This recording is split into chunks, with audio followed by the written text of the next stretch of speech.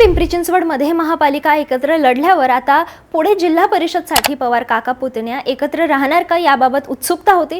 पण आता आगामी जिल्हा परिषद निवडणुकीत या दोन्ही राष्ट्रवादी फक्त एकत्र लढणारच नाहीये तर चक्क एकाच चिन्हावर निवडणूक लढवणार आहेत। सोलापूरच्या राजकारणात भाजपला धक्का देणारी ही युती नेमकी कशी आकाराला येते आणि बारामतीत झालेल्या कालच्या गुप्त बैठकीत काय घडलं जाणून घेऊयात या बातमीच्या माध्यमातून। नमस्कार, मी श्रुती आणि तुम्ही पाहतात थोडक्यात। पुणे आणि पिंपरी चिंचवड महापालिकेत दोन्ही राष्ट्रवादी गट एकत्र लढल्यानंतर आता सोलापुरातही तीच रणनीती राबवली जाणार आहे। गेल्या 3 ते 4 वर्षापासून अजित पवार आणि शरद पवार यांच्यात सुरू असलेला राजकीय संघर्ष आता संपण्याची चिन्ह दिसू लागली आहेत। विशेष म्हणजे सोलापूर महापालिका निवडणुकीत वेगवेगळे लढल्यामुळे जो फटका बसला आणि पराभव झाला त्यातून धडा घेत आता दोन्ही गटांनी शहाणपणाची भूमिका घेतली आहे। सोलापूर हा मूळचा राष्ट्रवादी काँग्रेसचा बालेकिल्ला मानला जातो, मात्र फुटीनंतर या बालेकिल्ल्याला सुरुंग लागला होता।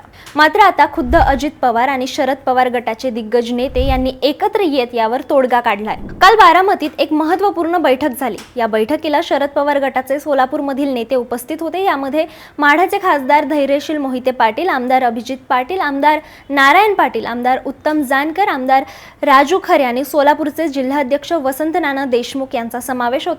विशेष म्हणजे अजित पवार गटाचे जिल्हाध्यक्ष उमेश पाटील हे देखील या बैठकीला हजर होते। या बैठकीत सर्वात मोठी जी चर्चा झाली ती म्हणजे आगामी निवडणूक दोन्ही गटांनी मिळून एकाच चिन्हावर लढायची।